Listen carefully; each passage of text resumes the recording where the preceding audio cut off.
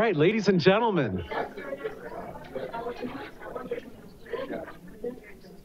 Welcome.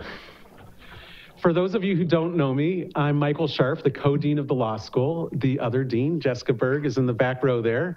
Wow, looking out, we have standing room only this afternoon on a late Friday afternoon after a long week of events. This is actually the last of our major international law events for this year. This is the 25th anniversary of the founding of the Cox International Law Center. We were very fortunate. The Gun Foundation gave us $3.8 million 25 years ago. And with that, we have grown one of the most ambitious international law programs in the United States, even in the world. We are ranked number 11 out of all of the international law programs in the United States. And many of you are students here. Raise your hand if you're a student. So lots of students here who are interested in international law. Now, how many of you are alums? Lots of alums here. How many of you are from the other parts of the university? Okay, we've got other people from the other parts of the university. I'm sure I'm leaving out other groups as well. So every year we have a series of conferences and lectures, and the jewel of our international law events is the Klatsky Lecture in Human Rights, where we give out our annual Humanitarian of the Year award. And this award has been said in the press to be the Cleveland version of the Nobel Peace Prize. So this is a really big deal. The people who have won this and given the Klatsky Lecture in the past are among the leading lights in the field. And we have had in the past International Court of Justice judges, International Criminal Court judges and prosecutors. We've had another UN High Commissioner for Human Rights. We've had the legal advisor at the State Department, diplomats and ambassadors. And you know what? I think in all the people we've had, there is none quite as illustrious as my good friend, Prince Zeid. And I'm going to tell you about him in a minute. But first, I want to read a greeting from Bruce Klatsky, who wasn't able to be here with us. He's the one who gave us the special endowment that created both this award and lecture. But in addition, we have 2 permanent slots for our students at Human Rights Watch. And for the last 15 years, this was created 15 years ago, we've now sent 30 students to Human Rights Watch, and many of those students are really successful members of the human rights community. Many of people you know, some even in Geneva. So let me read something from our patron, Bruce Klatsky, that he sent in. He says, "Friends, it is with great humility that I join in welcoming you to this year's Klatsky Lecture. I had hoped to be with you today, but a family wedding in California has prevented this. I am thrilled to have the UN High Commissioner for Human Rights as our speaker. His participation is a clear indication of the importance of the law school and this program in supporting the work of human rights advocates across the globe.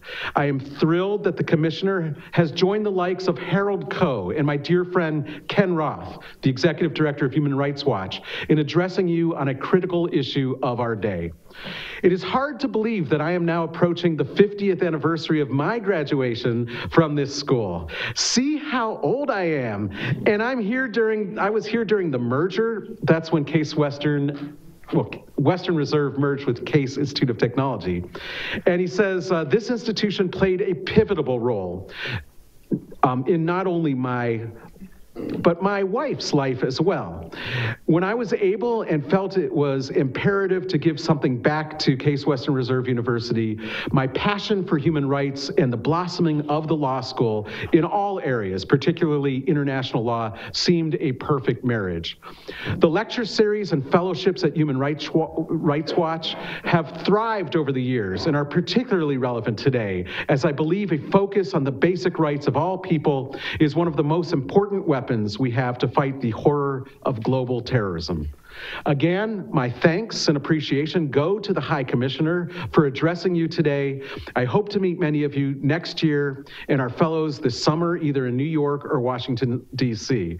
Thank you, and my best wishes to all, Bruce Klatsky. So thank you, Bruce, for making this possible.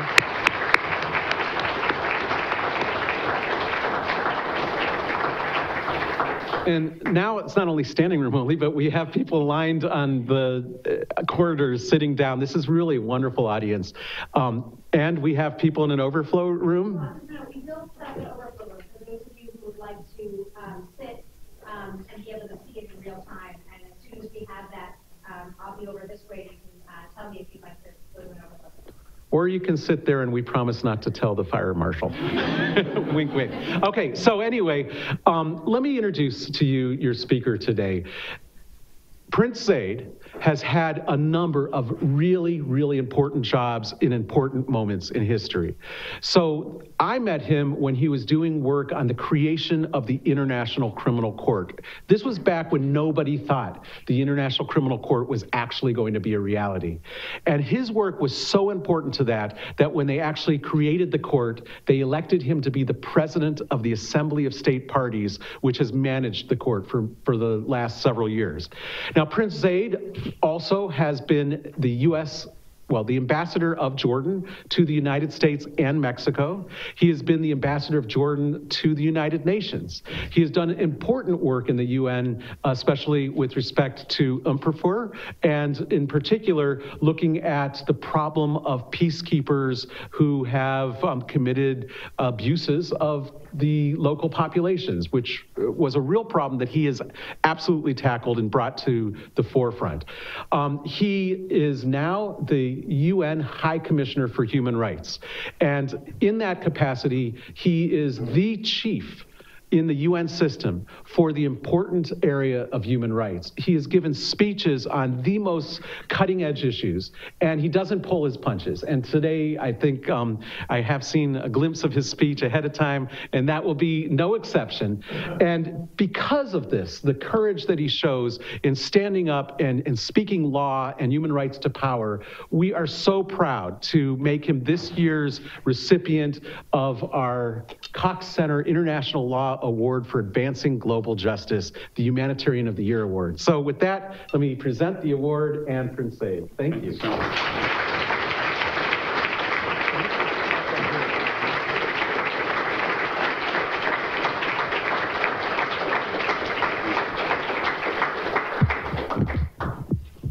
Dean Scharf, distinguished members of the faculty, dear friends, I'm honored to have been chosen to deliver the Klatsky Human Rights Lecture and to accept on behalf of my colleagues at the United Nations Human Rights Office the award for advancing global justice. I thank you, Michael, for your kind and warm introduction, and applaud you too for your extraordinary contributions to international criminal law over the years. I'm delighted to be here, and if you know Michael, there's really not much choice in the matter. Beneath the rock and roller, there is an iron will, and with his winning smile, my office really had no hope of resisting. And so this is a deep and moving tribute for justice, global justice, which means, as you all know, more than simply the law. For laws themselves can be commandeered for supporting that which is unjust and unworthy of us. Laws have upheld slavery, apartheid, the persecution of others, segregation, and the like.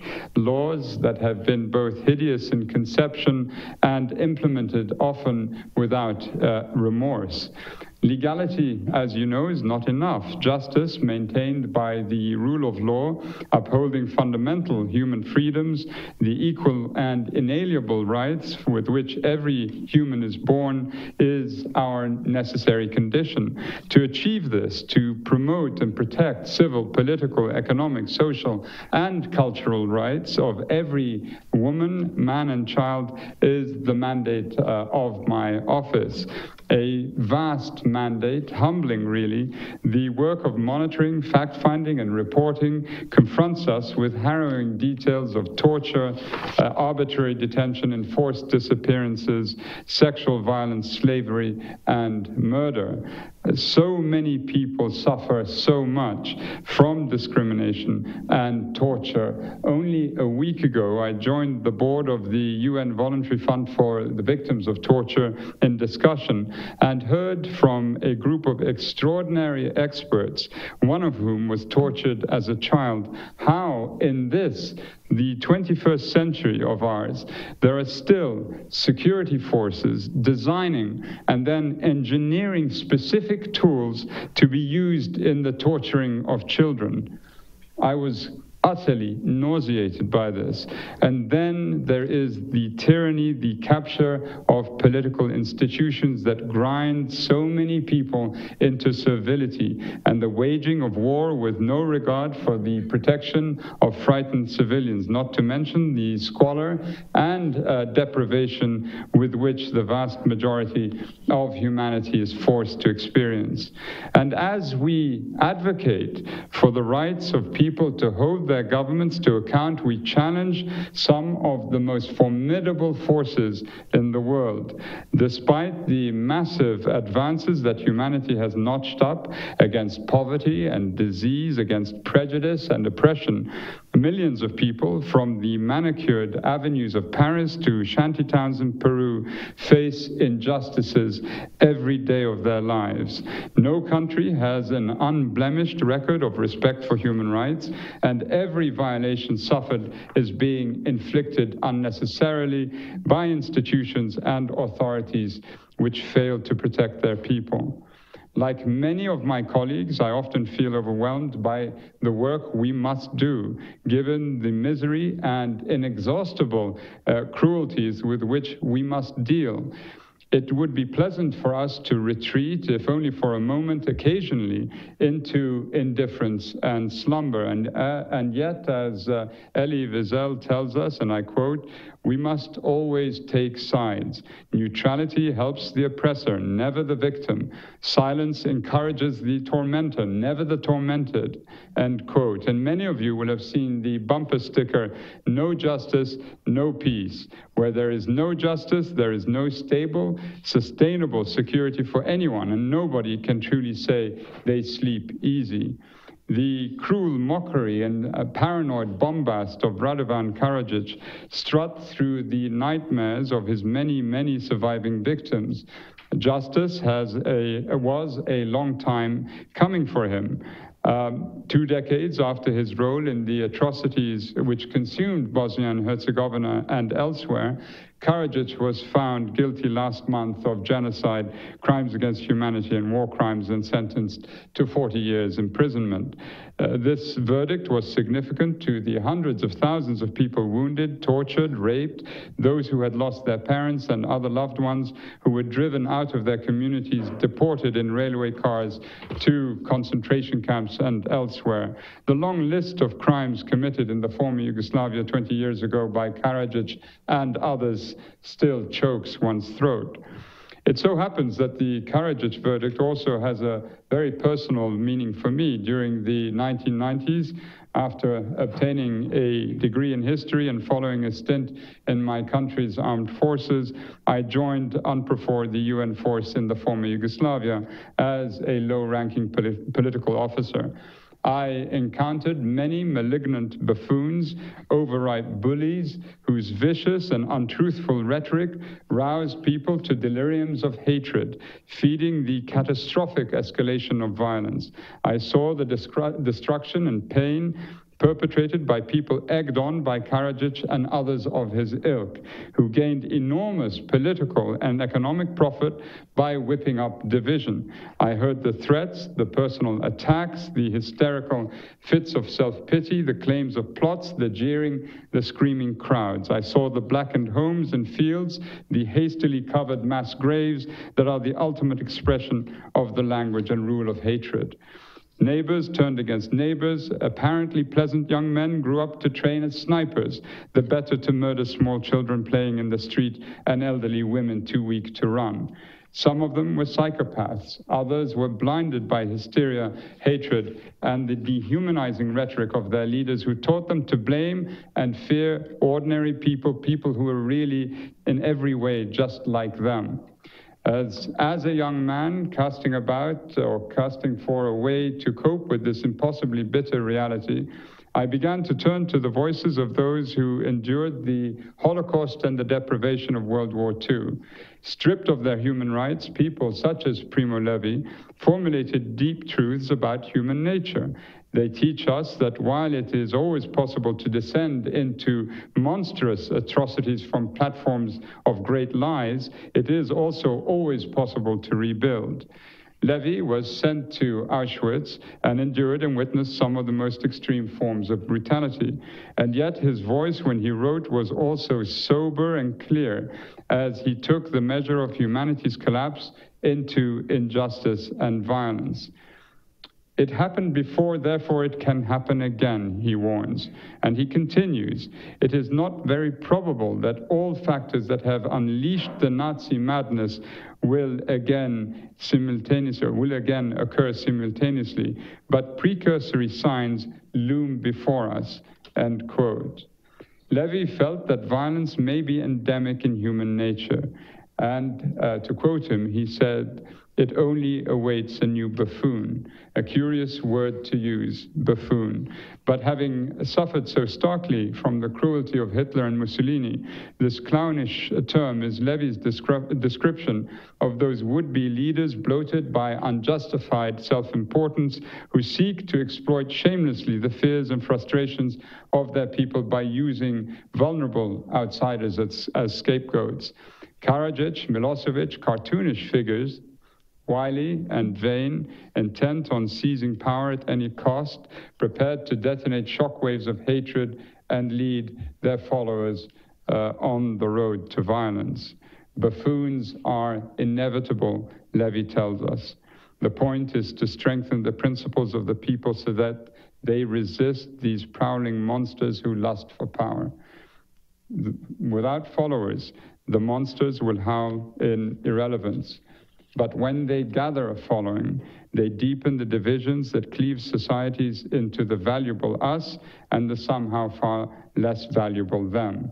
People who have different characteristics, somehow fewer rights, who are therefore in some mysterious and completely wrong-headed way human and yet less human. In the world's current turmoil, we see a great deal of such howling. Cries of xenophobia and racism, religious prejudice and ethnic hatred. And I fear many people are once again succumbing to its allure. The apparent authenticity of the demagogue and his facile demarcation of a clear target on which people can fixate their anxiety. If we can blame an easily identified and preferably weak group for everything we fear, then we are blameless, are we not? And we can evade the complexity and ambiguity of self-examination with that too simple equation, which is utterly toxic. Around the world, I see national newspapers stigmatizing groups of vulnerable refugees as cockroaches and organized invaders. Prominent politicians who blog about the supposed negative characteristics and disproportionate influence of Jews, or who publicly declare that gay people are worse than dogs and call for them to be killed. Leaders who declare that only people with specific religious beliefs need apply for residency in their countries. States that refuse citizenship and even university education to members of certain ethnic minorities, though they have lived in the country for generations. Political parties that have begun to veer towards xenophobia, arousing nationalism and a hatred of minorities, ethnic, religious, and sexual. And then there are those who preach a razor-thin ideology like ISIL, desolate of any compassion, brimming with menace and violence of an extreme kind and directed against or toward anyone who does not think like them. The vast majority of Muslims, Christians, Jews, Yazidis, in fact, everyone here in this room. Caught between the dreadful crimes of the violent extremists and the all too many states throughout the planet, with a heavy concentration in the Middle East, whose leaders brazenly violate human rights law and international humanitarian law, humanity is flirting dangerously with the harbingers of its own destruction. And it cannot be that. It simply cannot be that. My family and I have proudly and gratefully resided in the United States of America for many years. I went to college here, even vended at Major League Baseball games when I was a student, and later traveled through much of the US, often astride a motorcycle. To me, a non-citizen, this country is embodied by its bonds of inclusion, the freedom to be yourself, represented well and served fully by a government transparent and accountable for all its citizens' individual rights, with laws and a system anchoring its democracy. Eleanor and Franklin Roosevelt are my emblematic Americans, the one drafting the Universal Declaration of Human Rights, which declares all human beings to be born free and equal in dignity and rights, and the other defeating tyranny and building the foundations of the United Nations, which is, after all, another way of saying working together. And yet, in what may be a crucial election for leadership of this country later this year, we have seen a full frontal attack disguised as courageous taboo busting on some fundamental hard-won tenets of decency and social cohesion that have come to be accepted by American society. When one is angry and distrustful, and many people have reason to be angry and distrustful, a verbal assault on social and political convention can appear as revolutionary and necessary. The dangerously divisive or downright disagreeable nature of the sentiments become, for some, submerged by what appears to be the refreshingly frank reflection of our own most bigoted but deeply felt hidden beliefs. This is also the road to violence. Not perhaps visible, not yet. The heavy costs created by those who use this rhetoric will be paid, not by them, the political actors, and not at the ballot box. Instead, they will be paid by the many innocent people sometime in the future who will fall victim to violent acts. The accumulation of human experience informs us time and again to malign and degrade people on the basis of supposed characteristics of groups rather than focus on individual conduct is profoundly dangerous, and it spits on the souls of all those who throughout their history were murdered not because they were guilty of any crime, but because they were painted as the enemy and they were defenseless. We have heard these calls to hatred, calls stigmatizing and demonizing minorities, beginning the validation of violence. Less than 150 miles away from where I speak, a front-running candidate to be president of this country declared just a few months ago his enthusiastic support for torture, a jus cogens crime, the practice of inflicting intolerable pain on people in order to force them to deliver or invent information that they may not have.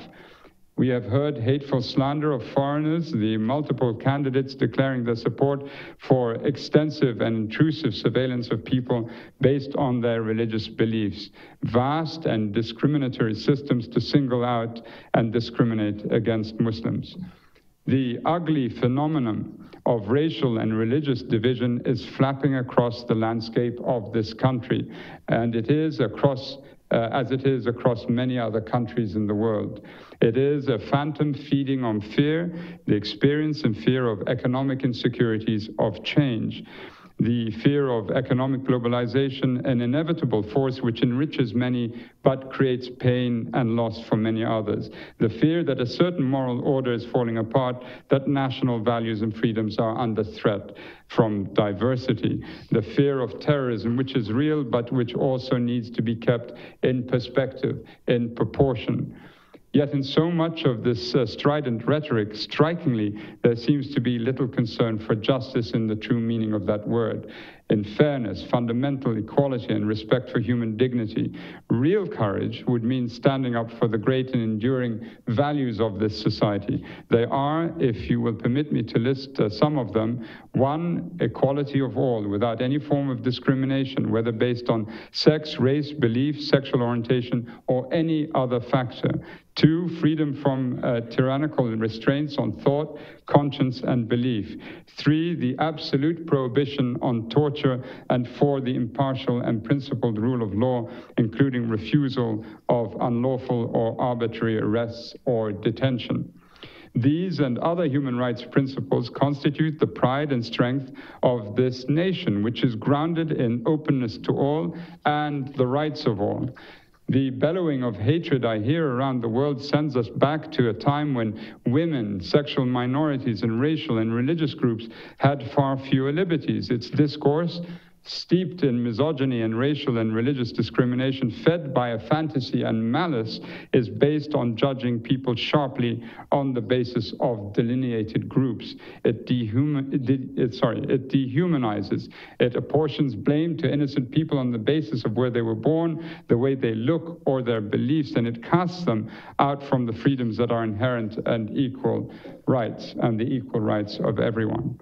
It is a language I have heard before in the bleak towns and killing fields of the broken countries of the former Yugoslavia. Violence snakes under and through it. I have seen its divisiveness unravel the impartiality of rule of law which enables justice. I know that this language, which incites hatred and discrimination, is the nursery for later suffering, hideous and massive. Bigotry is not proof of strong leadership. It is the evidence of the lowest and most craven lack of faith in the principles that uphold a land of the free. Hate speech, incitement, the marginalization of the other are not a tittering form of entertainment or a respectable vehicle for political profit. To casually toss this gasoline onto the smoldering embers of fears to risk great harm to a great nation. Discrimination is a powerful and profoundly destructive force. 48 years ago, Robert Kennedy made a speech to the Cleveland City Club just a few miles from where you are seated.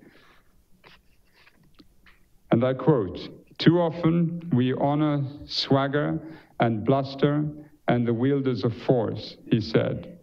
Too often we excuse those who are willing to build their own lives on the shattered dreams of others. When you teach a man to hate and fear his brother, when you teach that he is a lesser man because of his color, or his beliefs or the policies he pursues, when you teach that those who differ from you threaten your freedom or your job or your family, then you also learn to confront others not as fellow citizens, but as enemies, to be met not with cooperation, but with conquest, to be subjugated and mastered. He continued, "Our lives on this planet are too short and the work to be done too great to let this spirit flourish any longer in our land," end quote. 2 months later, he was murdered. In July, this city will host an important political convention. The world's eyes will turn to Cleveland, and it is my deepest hope that the people of this country will demonstrate their profound understanding of human dignity and human rights. For example, this city of Cleveland, so prosperous and secure, was ranked last year among the top 5 most segregated cities in America. In 5 mainly African-American neighborhoods on Cleveland's east side, the available opportunities and services are nowhere near as equal to those in other areas. This is not only deeply and intolerable, this is not only a deeply and intolerable, This is not only deeply and intolerably unfair, and thus unjust. For the individuals who suffer discrimination, it also harms the development of all society, which counts on mobilizing the skills, confidence, and voice of all its members. The UN Working Group of Experts on People of African Descent has highlighted serious concerns in the United States about police killings, racial bias in the criminal justice system, mass incarceration, and issues related to poverty, which disproportionately affect African Americans. Earlier this year, it found persistent gaps between African Americans and the rest of the US population in almost all human development indicators, such as life expectancy, income and health, level of education, housing, employment and labor, and even food security. Prejudice, whether it is on the basis of an ethnic group, religious belief, class, skin color, or other characteristics, deprives people of their rights. It denies their essential humanity and does great harm to the people concerned, succeeding generations, and to society as a whole. Every country's national interest is served best by working for the common good, not for divisiveness. Equality and fairness must be taught, nurtured, and defended, for it is they that build societies that are resilient and strong. Open and fair societies are poles of sanity in a world of turmoil. We should be nourishing our most precious force, which are the values of human equality and dignity, not manipulating people's anxieties to create scapegoats and division. Immigrants, to take another example, are not a threat to any society. Every country on this earth was built with the help of women and men who came from somewhere else, bringing their values and viewpoints to the common task and melding their culture with others. Each of their stories was singular, and many have been tragic, but there were also stories of great hope. The task of learning to live together in equality and justice is humanity's oldest and most essential challenge. It can be achieved in a process that is built up by a very real series of practical steps. In our work, my colleagues not only help to identify the gaps in law and institutions that cause wrongful suffering to individuals, but we also try and assist states to change them, strengthening their protection systems so that in law and in practice there is full consistency with international standards. We get out and we get close, building trust so that we can effectively transmit our concerns. We gather information, identifying and prioritizing key gaps. Torture, land grabs, discrimination on the basis of race, caste, or gender, and we try to persist and pressure. We try to assist all pressure states to fulfill their human rights obligations. We train prison guards and police to question people without torture. We help judges apply the principles of fairness and rights that are upheld by binding international law, and to maintain fair trials and due process guarantees. We strengthen grassroots actors and amplify their voices. We help to train military forces, especially when it comes to their duty to protect civilians. We build programs for human rights education. And here at the Cox International Law Center, you as law students rightly focus on the building blocks of justice, the agreements and disagreements that make up law, international humanitarian law, and international human rights law. But observance of the law in the sense of the letter of the law is not enough.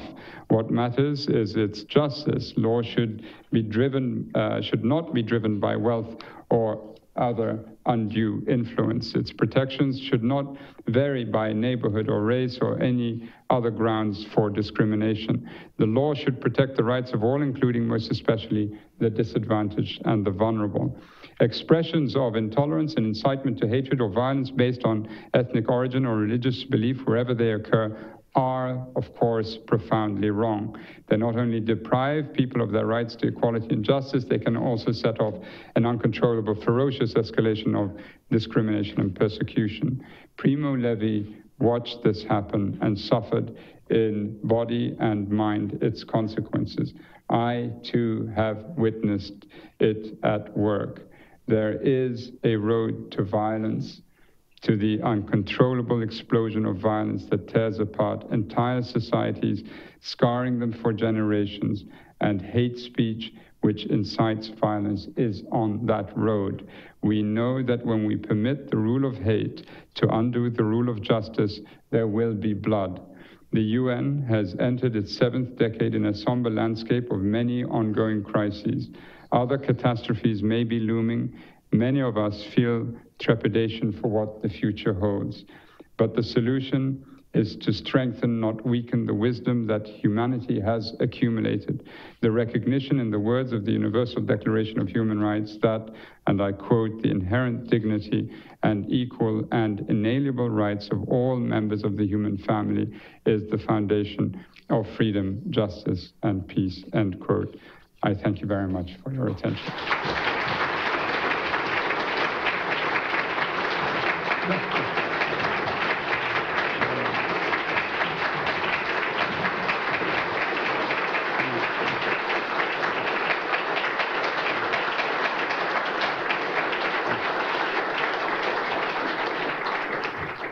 Thank you. You make me blush. Thank you. So one of the very great things about Prince Zeid. So one of the very great things about Prince Zeid is I told him that this particular audience has all sorts of questions they'd love to ask. And often we have these amazing speakers and they go on, and there isn't time for that. We have a full 25 minutes for your questions. We have 2 microphones. We'll bring them around to you, and we hope that you will engage a really provocative discussion with the UN High Commissioner for Human Rights. So, are you going to direct traffic? I'm going to let you. You just no, you do it. I'll focus on the question. All right. Okay. All right. And do we have another carrier of microphones? Me. Aaron, can you also help? All right. Please, just raise your hand.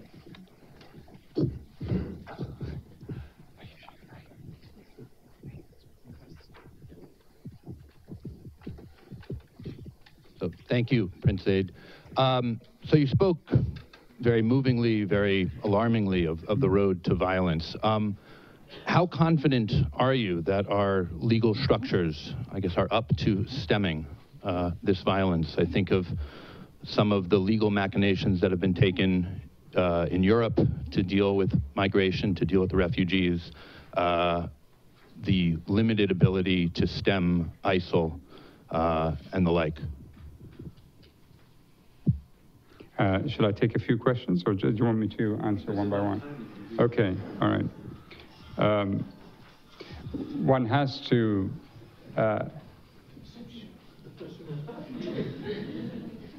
it must be an intelligence service.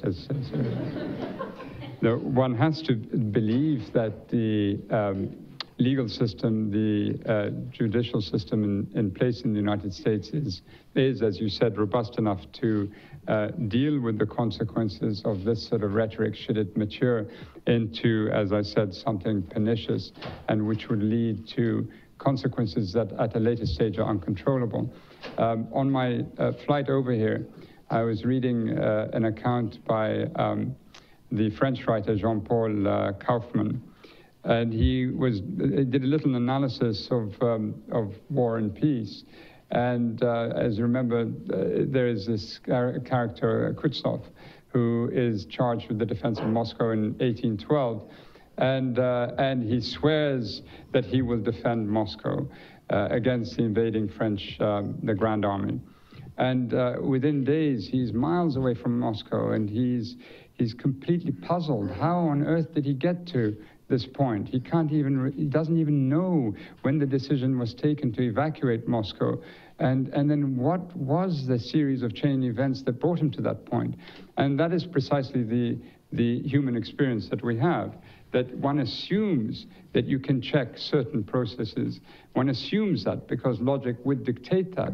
And somehow then you're swept away like a cork caught in a riptide, and you're just floating along and you just can't see it stop. And enough historians have chronicled this sort of feature of human experience for us to know that unless it's dealt with early, it can become very difficult.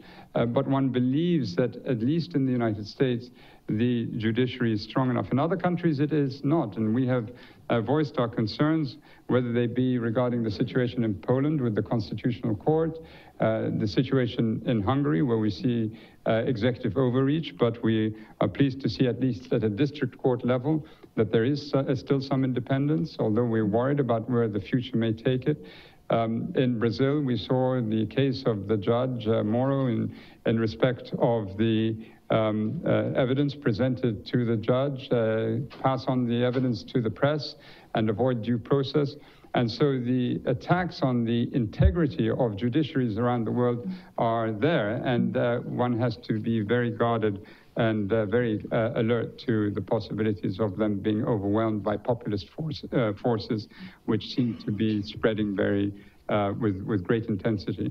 And they ebb when things change. I mean, the picture of Ilan and Kurdi on the beach, the little boy, the Syrian Kurdish boy, had a powerful counter sort of pressure, but then it was quickly swept aside by the emotions following the appalling attacks in Paris.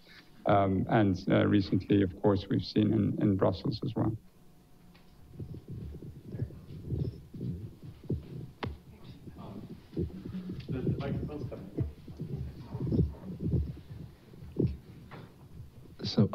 So South Africa had a truth and reconciliation process to deal with apartheid.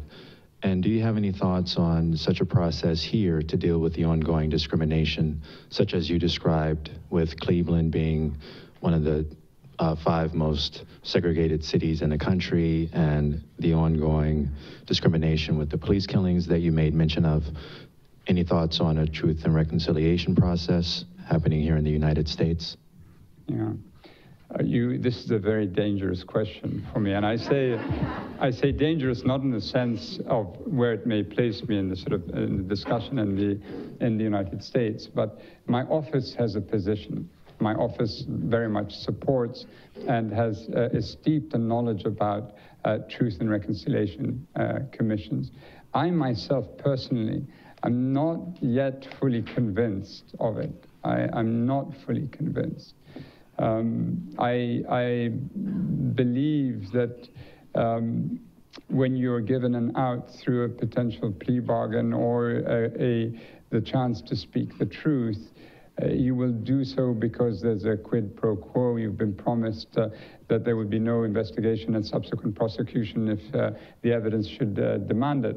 But in so many instances where appeals have been exhausted, where the evidence was so overwhelming and a conviction has been obtained, you don't find people sort of basically confronting the way they've rationalized the commission of these crimes, and then to say that they're sorry for having committed them.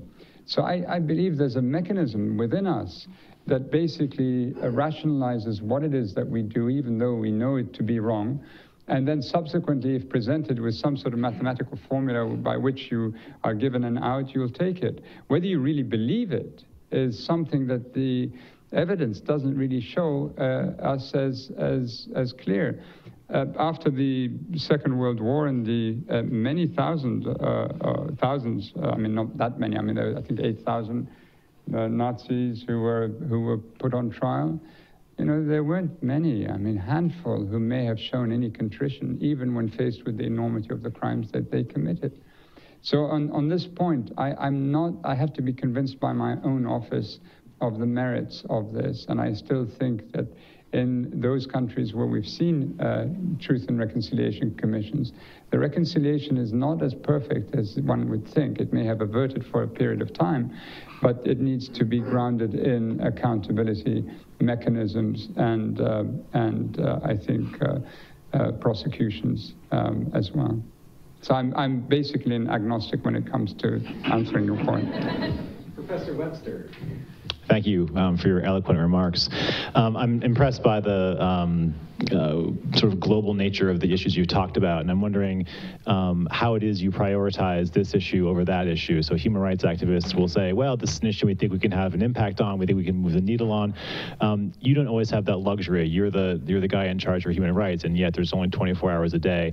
How do you decide which 3 or which 5, or in your case maybe which 12 issues you're going to take on for that day or for that week? Thank you. Yeah, you don't sleep. I mean, you don't prioritize, which is maybe, I mean, we try and cover the entire range of human rights abuses thematically and country specific. So, you know, in one's head, you have to sort of keep 193 countries sort of rolling along in terms of their human rights records, their submissions under the Universal Periodic Review, the concluding observations of the treaty bodies, the the reports of the special rapporteurs, and you try and do all of it. It's very difficult. It's not easy. We've thought about trying to sort of find niche areas, but because the violations of human rights are so plentiful, and it's difficult not to do so, and to sort of focus on one or two areas. And the interesting thing is that by keeping all of this in our heads, you sort of quickly can see things that are very worrisome about the patterns and the abuses taking place across the globe. And many countries seem to be mimicking each other in terms of their worst, the absolute worst practices that we find. And last September, at our September session of the Human Rights Council, where I normally list all the countries that putting incredible pressure on human rights defenders and civil society, and you see the shrinking space for dissent very markedly. I did not name the countries because there were so many. There were so many, it would have taken me 10 minutes just to list them all. So we are very concerned about the state of the planet from that point of view, and we see it as a sort of pressure chamber, and the steam is being fed into it at high pressure. There will be a compression or decompression of sorts at some stage unless we address these questions more meaningfully. From the jury box, in your experience, apart from hate speech, what causes neighbor to turn, if not massacre, neighbor in such diverse areas as the former Yugoslavia and Syria, where neighbors had lived peacefully together for hundreds of years? Lies and fears. Lies and fears. The lies of some, and then the fears sort of seem to narrow your ability to focus in a way that you would otherwise not do. And someone told me this many years ago, back in the 14th century. I used to be a pilot, and a friend of mine continued to fly, and is still a pilot now. And he said to me, it's amazing when you're sitting in the cockpit and ordinary checks that you do before flying collapse when you're under pressure. When something happens and you're under pressure, then things that are fairly ordinary become difficult to do, and you can't focus on what it is that you should be focusing on. And there is a part of us that is, of course, very primordial, and a part of us that's very frightening. And fear can, as we all know, I mean, it's nothing that I'm not revealing anything new, of course, everyone knows this, that fear can be a very dangerous influence. One of my predecessors who was murdered in Baghdad, Sergio Vieira de Mello, used to say that fear is a very bad advisor. And I think we all agree on that. So thank you for being here. And I'd like to ask you, based on your experience and your travels, what are the additional burdens faced by people with disabilities and chronic health problems?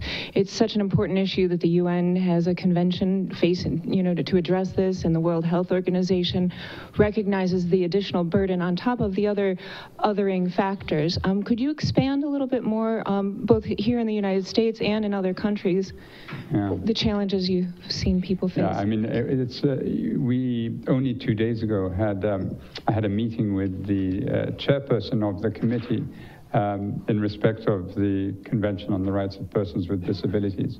And we discussed the Zika virus. As you know, it's spread to 57 countries. It's spreading at an alarming rate. We have no control over the vector. It'll be 2 years, as all of you have seen from the news, before a vaccine is found. In many of the countries where it's spreading the fastest, there's very little in the form of medical infrastructure, particularly in rural areas, and also very little in the form of what you need to have long-term care when it comes to those persons with disabilities. And so this is at the very heart of what it is that we are trying to do now. And as you know, in many of these countries, most tragically and unfortunately, the rates of sexual violence, sexual and gender-based violence are so high that the assumption when you listen to the news media is that much of this is voluntary, that young women can decide these things, when in too many cases it's not the case. And a young teenager who finds herself pregnant because she was raped and then has no assistance. We have no monies. I mean, the amazing thing is that we had a discussion within the UN about how much money can we pull together to prevent this from spreading any further. And there is an exhaustion, at least from the point of view of many governments. It doesn't seem to be the case when the banking system is on the brink of failure. But when we have these pandemics, or we have these real threats to humanity, we find it difficult to raise the funding that we need. And everyone knows the capital markets are valued at about $36 trillion, but a few billion here or there are very hard to come by. Yeah. Here. You just mentioned some of the frontrunner of the presidential candidates is a big supporter of the violation of youth cogents. And I always have this question during my human rights studies. Sometimes I think it's normal for the law itself has an exception. Is very normal thing. And I think the life for the law can be argued. And so, but it seems that youth cogents, there is no exceptions. But maybe in the real world, it doesn't work. And we can have some other ways to violate youth cogents. So I think, for example, for the torture. So my question is, as the High Commissioner of the UN Human Rights Committee, do you think there will be some change for to the youth cogents, or at least maybe there is some room for we make some improvements, make some little exception for the youth cogents in the future? Thank you. No, I don't think there will ever be any exception to it. Article 2 of the Convention, of course, against torture is perhaps the clearest article ever written. No exceptions, absolute prohibition. The amazing thing about torture, and I'm sure you know this, is that it's transgenerational. If your parents have been tortured, you as a child suffer, or even grandchild can suffer. I mean, so deep and so lasting is the effect of it. And there was this tremendous analyst, expert, I mentioned him in my speech, who was trying to explain to us what it's like to be tortured as a child, and then what happens to you for the rest of your life. And if you get continuous rehabilitation, continuous support, you can iron out some of the folds in your psychology. But your emotional mechanism is very, very delicate. And all of us, I think, have sat with victims. I mean, I sat with the victims of sexual slavery only a year ago in Seoul. They had been victimized by the Japanese Imperial Army in the Second World War. Many were raped, at least, in some cases, possibly up to 7,000 times a year. One said to me 15 times a day, and 50 times a week, 50 times a day during the weekday, 50 times during the weekend. The amazing thing is 70 years have passed, but when you sit with them, within a few seconds, the emotions are there. When I was in Sri Lanka, I sat with a lady who said to me she had been raped 35 years ago by policemen. And she cried and she cried and she couldn't stop crying. And it was only for her a matter of seconds. There is no justifiable grounds for doing this to any human being, and none whatsoever. And you just have to meet victims of torture and their families to know how there can never be any exception to it. Christina? No, go back to Kate. Thank you very much for your comments, Prince Zeid. So many of us in this room are either practicing as attorneys or, in my case, in the case of many other students here, about to be practicing as attorneys. And I think that in the past 30 years or so, there's been this global awareness that we've all realized that human rights issues are pervasive across areas of law, across areas of legal practice. And I was wondering if you could comment a bit and speak to how you see the role of the attorney as a human rights advocate, regardless of practice area. Well, you know, in many countries, you're considered to be terrorists. You know, it's quite amazing how and this is something that, you know, Michael wrote about, and maybe we can discuss it during the course of this conversation. You know, every time we sit with a government official, or many times, not say every time, many times, and we have lists of human rights defenders that we would like to see released from detention. All too often, the government officials sitting opposite us will tell us that they have been charged with activities that fall under the Counter-Terrorism Act, and so they have to basically experience or go through due process. And if we tallied up all the times this has been said to us, it would mean in many countries, journalists, lawyers, who in large measure make up the human rights defenders that we support, as well as those leading NGOs, you know, are considered to be just that to these countries. So basically, Michael has written about how the Security Council has has reworked, if you will, the terms of self-defense Article 51, that there has to be a pre-existing armed attack in respect of Daesh and what we see happening in Syria. The problem is that many countries view dissidents, view the opposition, view journalists, view poets, view as threats to the nation, and therefore, you know, are brought under that umbrella. It's a very difficult and very dangerous path to go.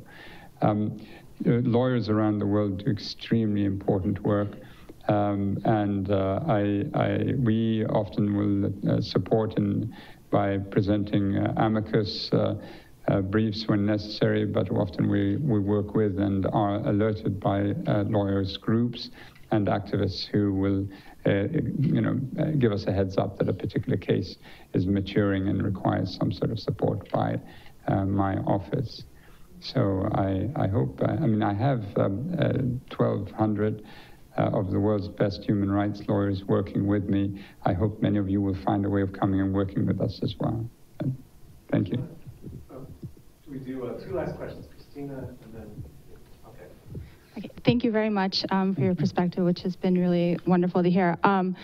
My question goes back to this issue of torture, which you brought about at the beginning of your speech, saying it's astonishing here in the 21st century that it's still actively practiced.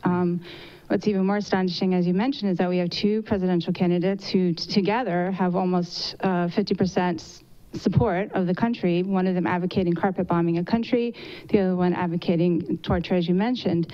And my question is, regardless of the outcome of the election, and regardless of the fact that the CIA has found it fit to issue a statement saying that we will not torture no matter what, no matter who is president, how do we as a country sort of retrieve some sort of moral authority back from the fact that such a large part of this country has sort of enthusiastically embraced the idea of torture in the 21st century, in a country that sort of considers itself to be a leader of the Western world?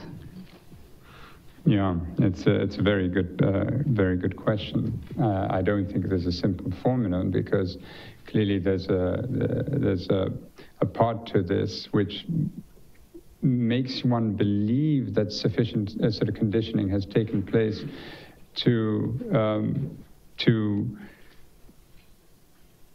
make people think that in exceptional circumstances this could be justified.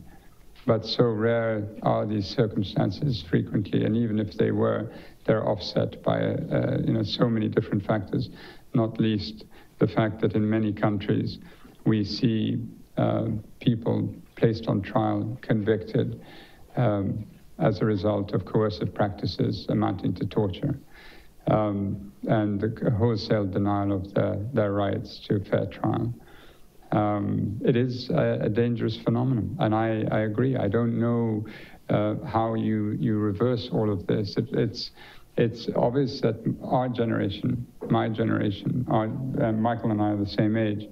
We've largely failed because 70 years after the end of the Second World War, we see how can we be back to something that resembles a very dark chapter in human history, and the early signs of it are inescapable. I've spoken frequently about the Evian conference in July 1938, and I urge you to go back and look at the record of the Evian conference, the intergovernmental record. The language that was used then, circumstances are very different, yes, but the language used then is similar to what we hear now. And so it's inescapable that there's something coming back, and how we go back to, the Kutsov example, how did we get here is the very question I think we all need to ask ourselves. And, again, what we see happening in Europe and other parts of the world are equally distasteful on the part of those demagogues who are drawing and leading their people to potential disaster. And yet the people seem to be giving them high approval ratings. And what does that say? I mean, it's very difficult, to answer that. But those of us, included all of you, can speak and can write, and that's what we try to do as well. And we simply cannot stay quiet. Final question.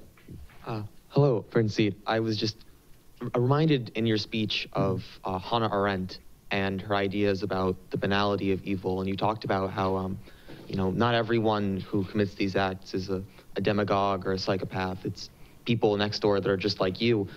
But it seems that very few people can cause a lot of problems by leading others astray. And how do we really combat that? You said yourself, even with 1,200 of the world's best human rights lawyers, we still have so many problems. And how do we go up against such odds where one person can have a huge negative impact, where it takes hundreds or thousands to repair the same amount of damage? Yeah, I mean, what we like to think is that by speaking out, we empower civil societies in the countries where these violations are taking place, and they themselves will raise their voices and make the government that is doing this, leading their people astray, sort of pay attention to what it is that's happening, and to their international reputation and otherwise. And together with the human rights mechanisms, the working groups on enforced disappearances, arbitrary detention, the special rapporteurs, you hope that they will heed the call.